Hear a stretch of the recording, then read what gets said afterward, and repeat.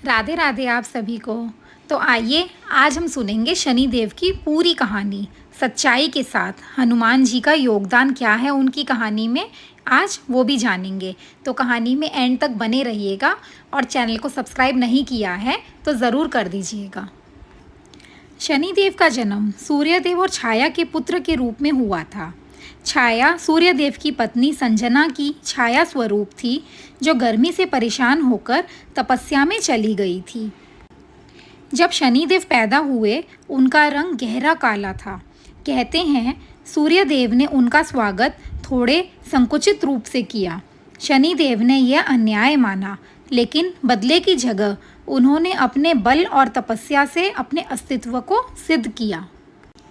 वे शिव भक्त बने और कठोर तपस्या के बाद भगवान शिव ने उन्हें वरदान दिया कि वे कर्मों के अनुरूप फल देने वाले न्याय देवता के रूप में पूरे ब्रह्मांड में स्थापित होंगे।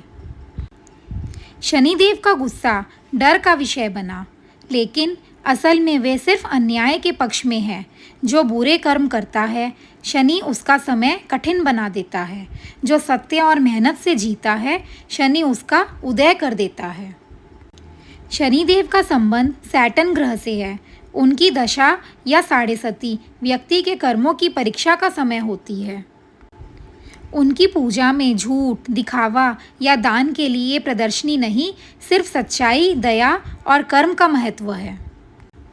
लेकिन शनिदेव की कहानी यहीं आकर नहीं रुकती। एक समय लंका का राक्षस राजा रावण ने शनिदेव को बंदी बना लिया। रावण को पता था कि शनिदेव की दृष्टि से उसकी ताकत कम हो सकती है, इसलिए उसने शनि को एक अंधेरी काल कोठरी में जंजीरों से बांध दिया। वही लंका में कुछ समय बाद हनुमान जी आए, माँ सीता की तलाश में और लंका दहन करने।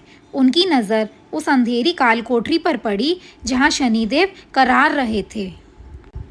हनुमान जी, जो दया और साहस के प्रतीक हैं, उन्होंने बिना विलंब किए शनिदेव को उनके बंधन से मुक्त किया।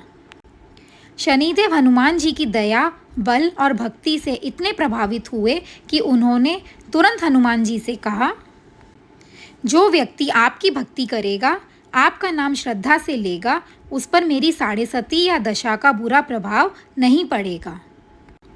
यही था वो पवित्र क्षण जब शनिदेव ने हनुमान भक्तों के लिए अपनी दृष्टि को कृपालु बना दिया।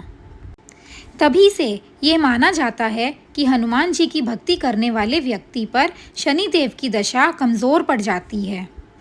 इसीलिए कई लोग शनिवार को हनुमान चालीसा का पाठ करते हैं और पीपल के पेड़ के नीचे दीपक जलाकर हनुमान जी और शनि देवता दोनों की कृपा पाते हैं।